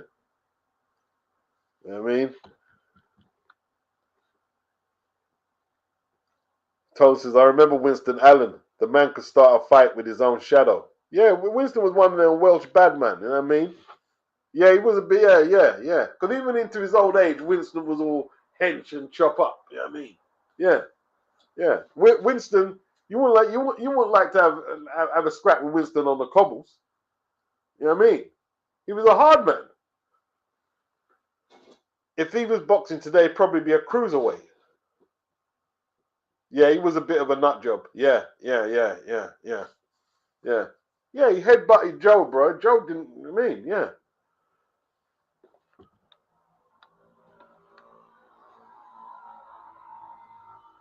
Marks, big up. He says, just dropping some appreciation for the platform.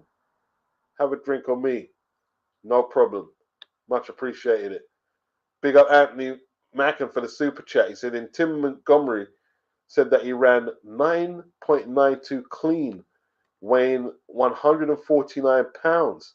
That's when he realized that he needed something more to get into the 9.8s. Yeah, you see, that's not the ideal size. You need more muscle. You need more muscle than 149 pounds to get to 9.8. Yeah. Wow. He ran 9.92, weighing 149 pounds. Ooh. It's crazy, man. It's crazy.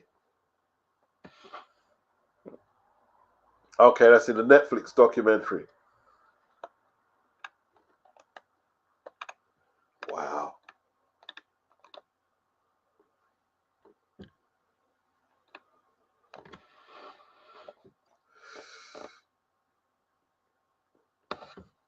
Oh, yeah, 8 cents, big up. Yeah, but Bungler wasn't shit. Bugner had some talent, man. He had some talent, but um, he could never get out of the shadow of that fight he had with Henry Cooper. He could never get out of the shadow because Harry Gibbs gave Bugner the verdict, and the media and the whole country turned against him because Henry Cooper was like royalty, literally like royalty. And when they gave Bugner that decision, they made Bugner's life misery, pure misery.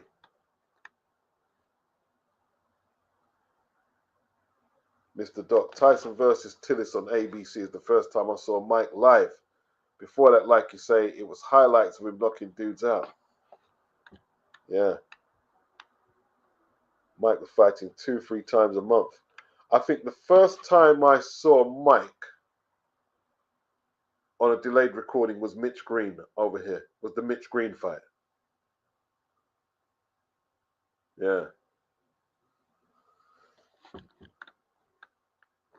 Wow. Mike just had this aura, bro. When he was in his he was just like, he was bad, man. He was bad. Mike was just totally different from any fighter. I don't know what it is. He was just different. Mike was just different.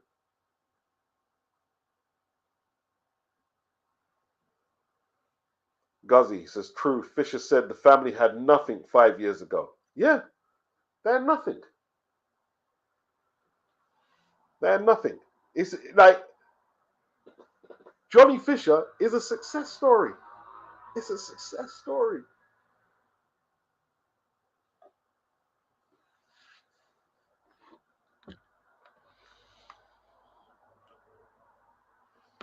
Anthony Mack, and I think that Fisher should call out Jake Paul next.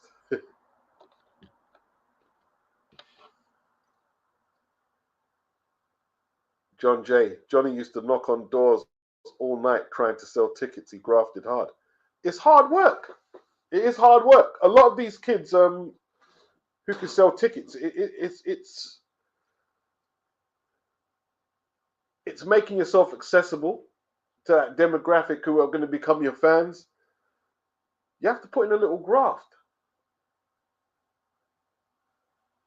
And Eddie was saying there's a lot of people who, I don't know if they're still signed to Matchroom, but he said they didn't turn up at the shows. Just lazy. Like, how are you not going to turn up at the show so you can talk to media, you can talk to fans, you can make yourself visible. And he was really PISSED at these, and I don't blame him. That's your job.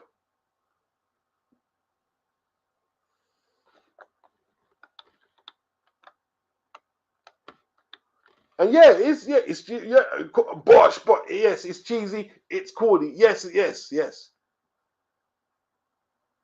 But he sells out the copper box. And he's not even won a British title yet. Yeah. Of course it's corny.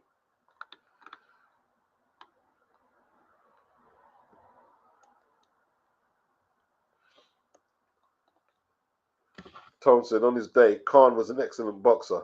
That chin, though, I recall somebody stating that he had a cash out chin. Forgot who that was. Mr. Doc at Marks. Exactly. Irrational confidence is required for most sports and entertainment. I wasn't an elite guitar player, but I thought I was. Elsewise, I wouldn't have made no money. Of course. John J. Boxing really lacks character these days. Characters. You got to do what you got to do, you know?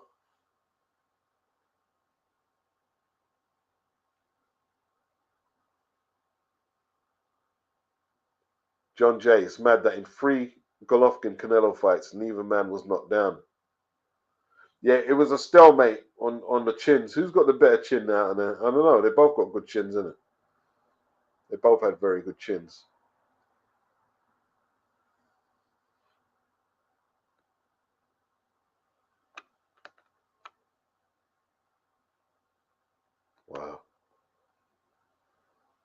Muhammad, I only hated Khan because he didn't give us the Brook fight. When he got knocked out by Brook, I was relieved. Respect to Khan, says Muhammad. Ain't there no films on Joe Frazier, Bruce, actually? Wow. Mr. Doc says, that beats. Amir Khan was the definition of an irrational confidence. And boxing is one of those pursuits that requires irrational confidence. Listen, Khan was good entertainment, man. And he believed in himself. Yeah, that was that. See, that's the strongest attribute you can have as a boxer is self-belief. That's the strongest. That's the strongest. If you don't have self-belief, then yeah, it's time to give it up. It's self-belief. It's self-belief, man.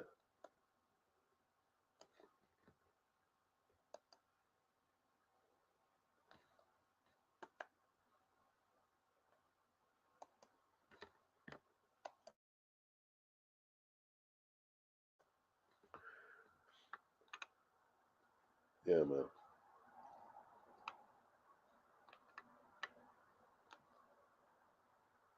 Hey, Obs, some fighters finish fights with broken hands. I broke my hands once and the pain was shooting up my shoulder. These fighters have to be different animals. Wow.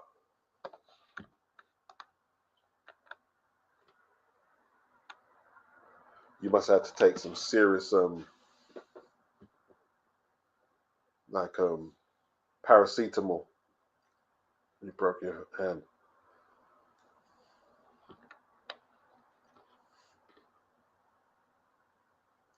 Anthony says Johnny Fisher and his dad are really suited to the misfit circuit. Yeah, but they see themselves as serious boxers. Yeah.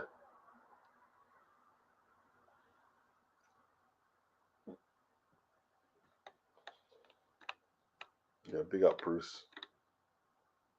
Tone says you are the pound for pound #1, Bruce. Yeah, big up, Bruce. Anthony says Khan was box office. Yes, definitely.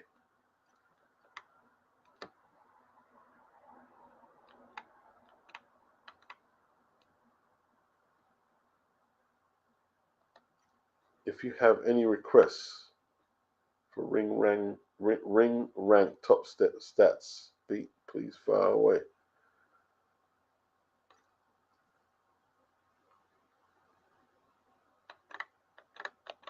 Hey, listen, people, I'm jumping off here, man. Been on here a couple of hours, so we're gonna call this one a day. It's been good.